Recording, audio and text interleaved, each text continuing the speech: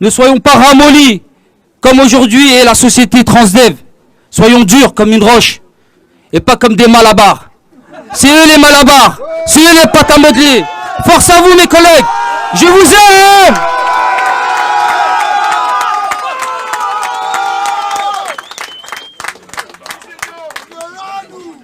Oui, bonjour. Donc, je suis cheminot à Sudrail avec quelques collègues. On est venus parce qu'on s'identifie dans votre lutte, mais c'était pas venu. Je suis pas venu pour vous dire ça. Je suis venu pour vous dire parce que ce matin, avant d'arriver, je me suis dit il y a quand même Mélenchon qui vient. Qu'est-ce que je vais bien pouvoir raconter qui change de d'habitude? Et je regardais. Il suffit de googliser et le maire de Carrières sous Poissy, donc c'est de l'autre côté de Paris, il expliquait voilà, il y a un appel d'offres parce que pourquoi on est là? Il y a eu des appels d'offres. Et qu'ont fait les entreprises? Elles ont fait du moins-disant social. Et ben, à Carrières-sur-Poissy, c'était avant Transdev, c'est passé Keolis, ils ont changé de casquette. Qu'est-ce qu'ils ont fait? Un peu comme chez vous, ils ont fait du moins-disant social. Et résultat des courses, c'est un bordel depuis le 1er août. Il manque de personnel, l'entretien il est mal ou il n'est pas le fait. Donc résultat des courses, comme chez vous. Résultat des courses, qu'on essaye de venir expliquer. Pourquoi les usagers doivent être solidaires? Parce que la conséquence directe de tout ça, à force de gratter sur les conditions de travail, à force de gratter sur les salaires, c'est quoi la conséquence de tout ça? C'est qu'ils n'arrivent plus à embaucher. Et quand vous n'arrivez plus à embaucher, et que de toute façon les bus, les métros pour l'instant ils sont pas tous automatiques, et ben résultat vous vous retrouvez comme un con à galérer sur votre station parce qu'il n'y a pas de bus, parce que qui s'appelle Transdev, qui s'appelle Keolis ou qui s'appelle RATP Développement, ils ont tellement tiré au cordon les conditions de travail qu'ils ont plus de personnel. Voilà pourquoi il faut être solidaire de cette mobilisation. Oui, évidemment, c'est galère.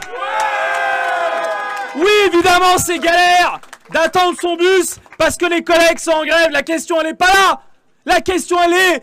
Si t'attends aujourd'hui, vaut mieux attendre aujourd'hui pendant 10 jours, voire même un mois de mobilisation, que pendant des années d'avoir une qualité de service au rabais, parce qu'ils auront tellement renié sur les conditions de travail, qu'ils auront plus personne qui ira tirer des bus, parce que je peux vous dire, des bus, c'est la galère, des amplitudes de 14 heures, la gestion des voyageurs, et si en plus, vous les payez à coups de lance-pierre, et ben la conséquence de tout ça, c'est qu'ils n'arrivent plus à recruter, qu'il n'y a plus de bus. Voilà ce qu'on est venu dire. Alors encore une fois, bravo, chapeau votre lutte. Alors je sais qu'on le dit à chaque fois, elle est exemplaire, mais là pour le coup, c'est vrai, elle est exemplaire. Continuez, vous avez du souffle et vous nous donnez du souffle. Merci.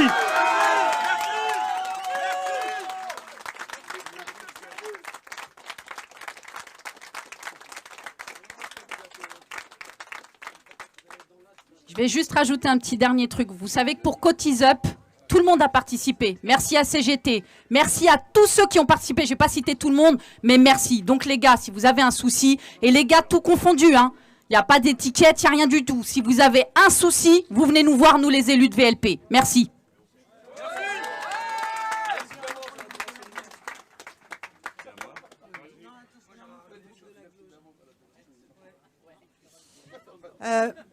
Julien, tu viens? Arnaud, t'es par là. On est plusieurs élus de l'agglomération, ici, du groupe de la gauche et des écologistes à l'agglomération Melun-Val de Seine. On est venu déjà vous soutenir. Évidemment, on vous soutient. Évidemment, on a essayé aussi de faire valoir le combat que vous portez à l'agglo. Pour l'instant, c'est le silence absolu. On nous a... Voilà. On va aller à l'agglo.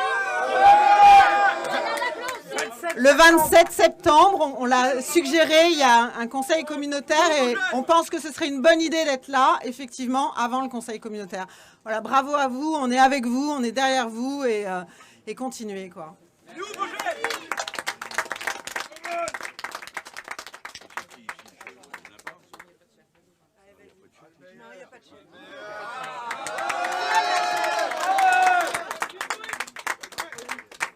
Bon, j'espère que ça soit utile que je vienne. Ça fait un petit coup. Ça fait... Ah, j'ai été bien reçu, je voulais vous remercier. J'y suis sensible, vous savez, ma longue vie de militant, j'ai commencé tôt, hein, comme quelques-uns ici, m'a appris ce que c'est qu'une lutte. Et je sais que la première des choses qu'il y a à dire à propos d'une lutte, c'est que c'est dur. Parce que, évidemment, le bourgeois, il regarde ça de loin. Et pour lui, les gens qui sont dans la rue, ils se promènent. La grève, bah, ils bossent pas. Voilà. Ils ont cette vision-là de ceux qui travaillent et qui font 100% de la réalité dans laquelle nous vivons.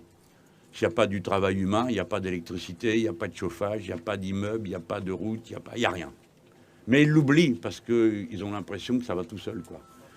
Et alors un jour, il n'y a pas de bus. Alors comment il n'y a pas de bus? Mais qu'il y ait des bus, ça leur paraît aussi naturel que le printemps, l'hiver, l'automne.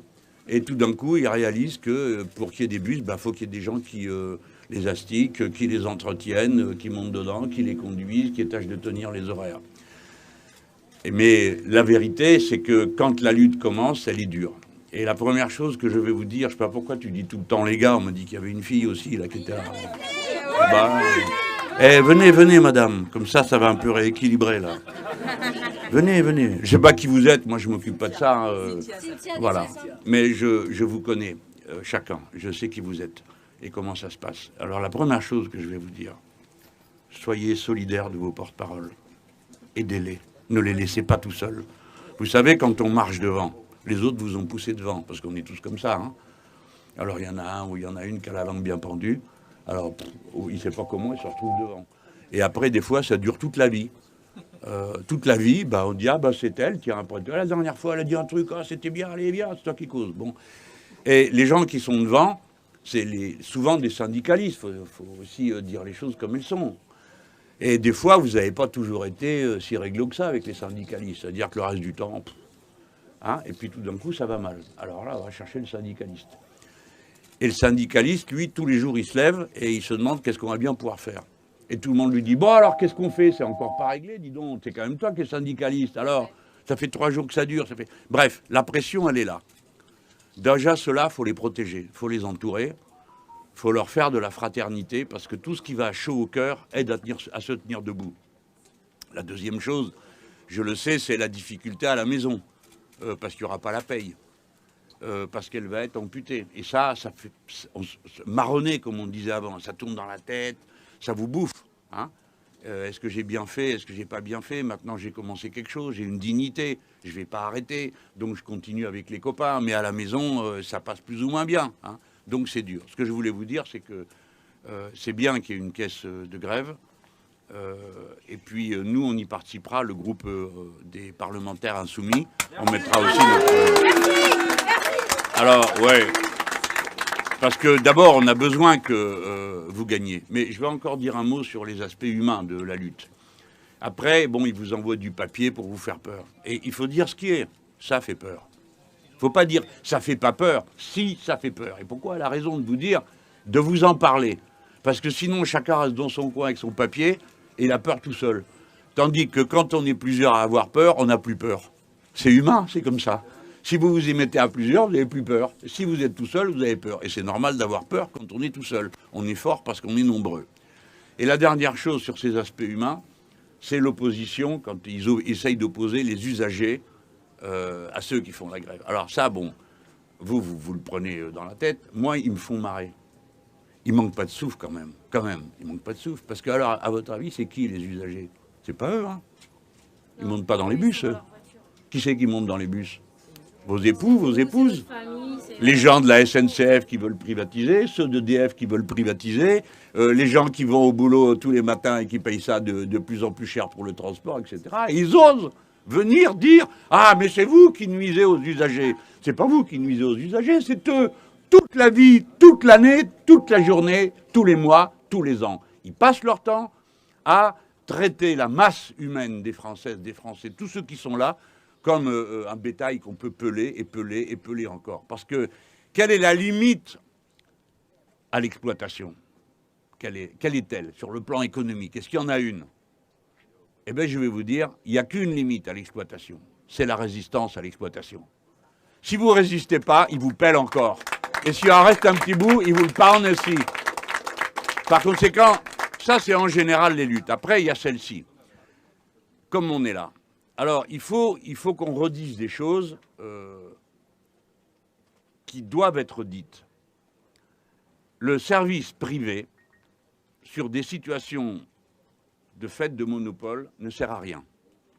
Ce n'est pas une bonne chose d'avoir de la concurrence sur, par exemple, une ligne de bus. Ça sert à quoi? Mieux vaut avoir un bon service de bus régulier qui circule bien. Et pour que ça circule bien, il faut du bon matériel, il faut des gens qui ne soient pas crevés au volant, ni non plus dans la réparation.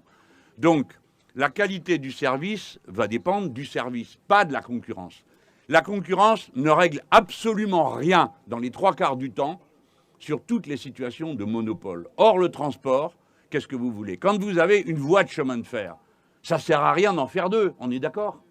Donc, quelle peut être la différence? Vous demandez ça aux copains de Sudrail, j'ai fait des trucs avec eux aussi.